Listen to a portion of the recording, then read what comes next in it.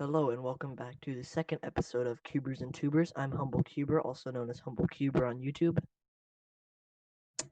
I'm Micah Morrison, and I am Micah Morrison on YouTube.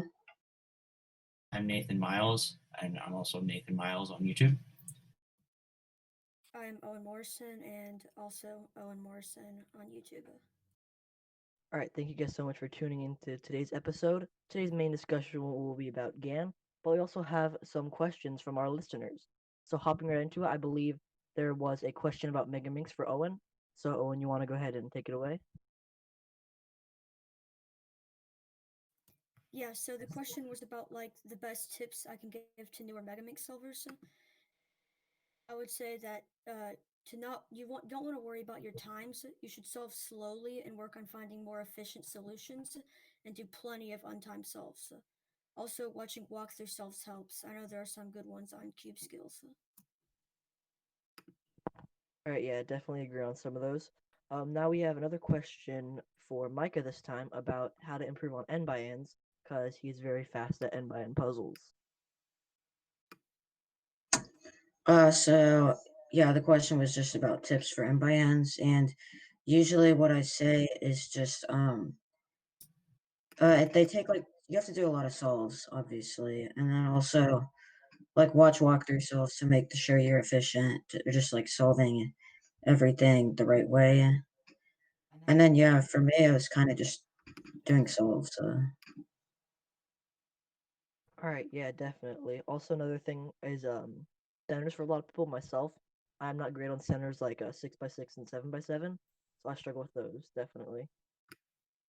Right, so we have one more question for Owen. Why is clock the hardest event?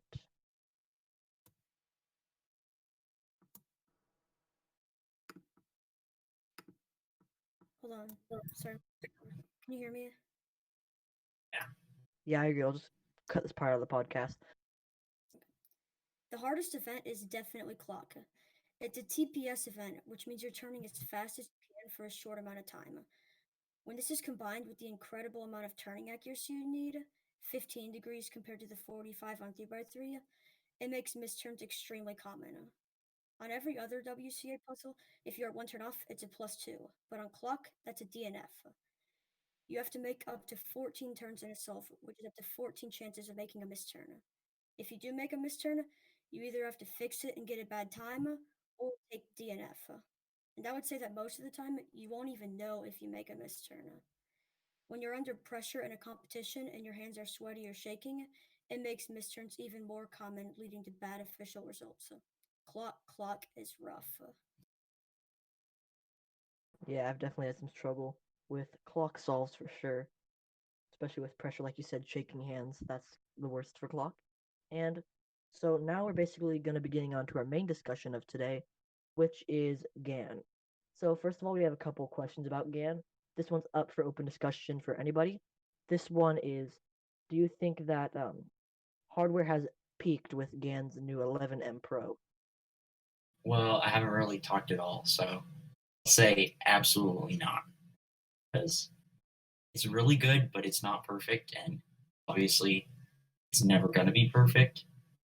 So there's always room for improvement, Yeah, in my opinion. there's no such thing as the perfect speed cube.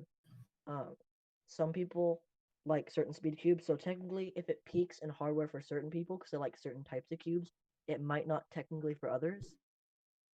Yeah. Yeah, I agree with Nathan here.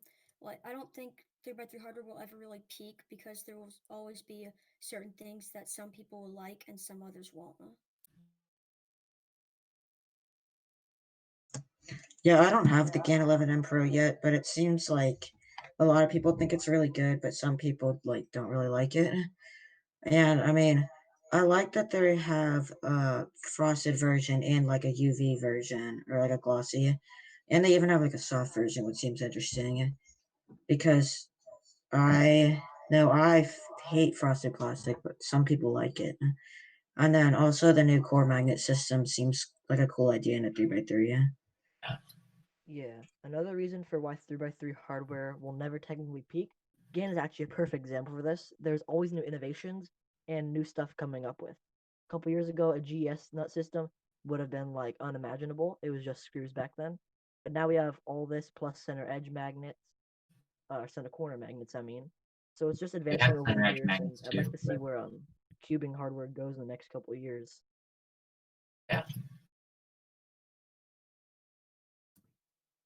So, I a lot mean, of people were asking about what we think about if GAN is going in the right direction.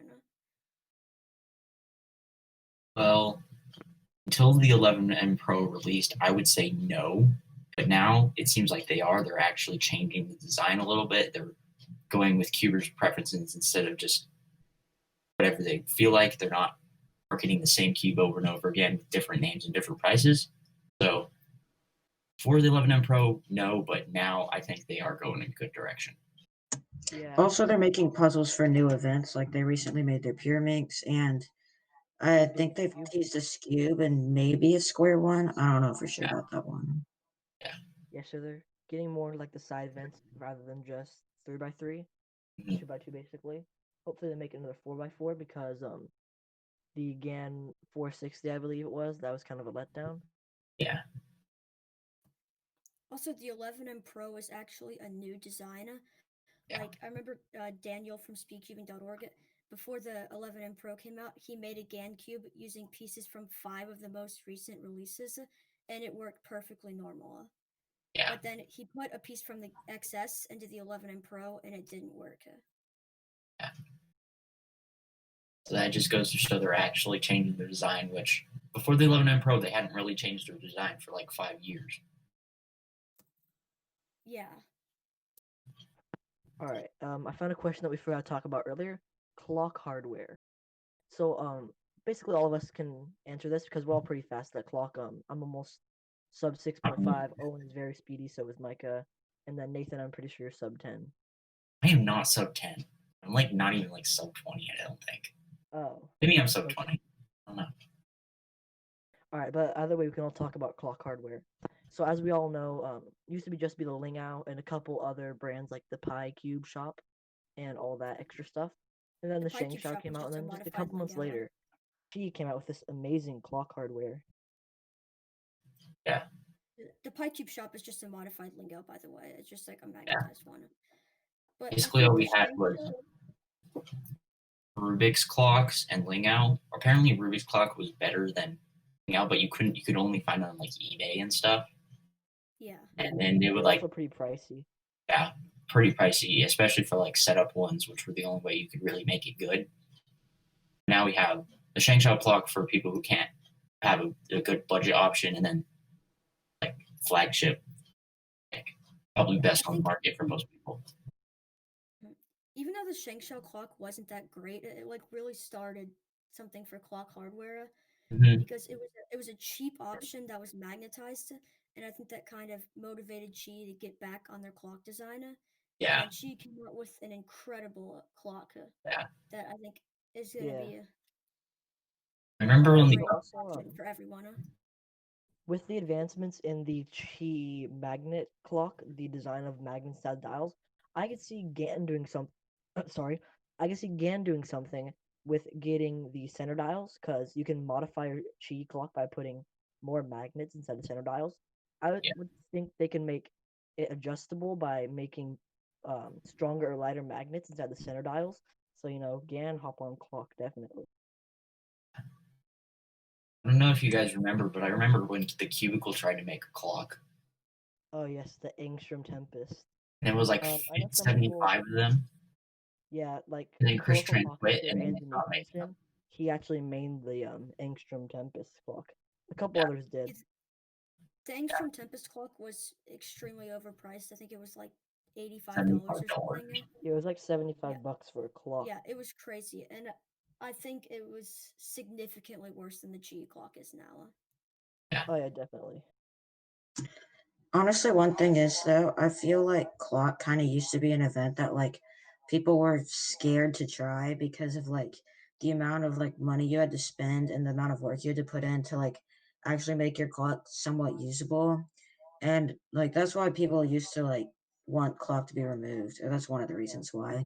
But Yeah, now that it was like the seems craze like though with a the lot new fewer clock. people want clock to be removed because of the hardware advancements.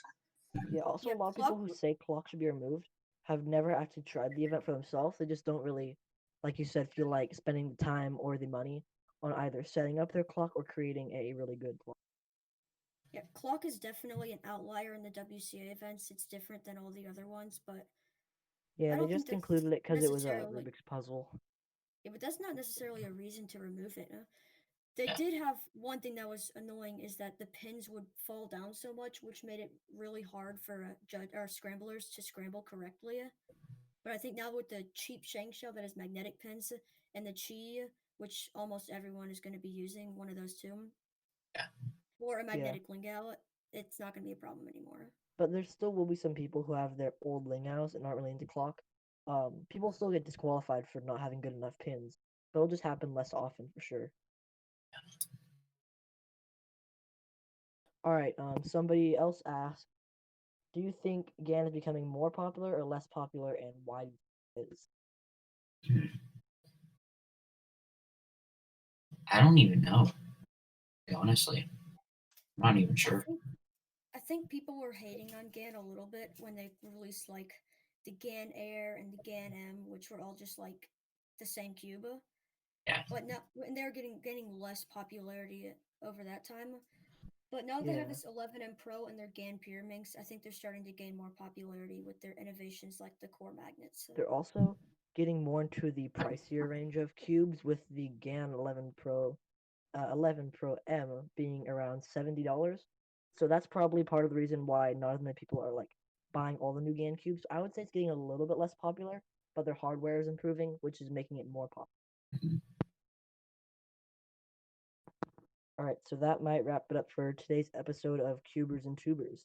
I want to thank you all for listening to today's episode, and we'll see you guys in the next one.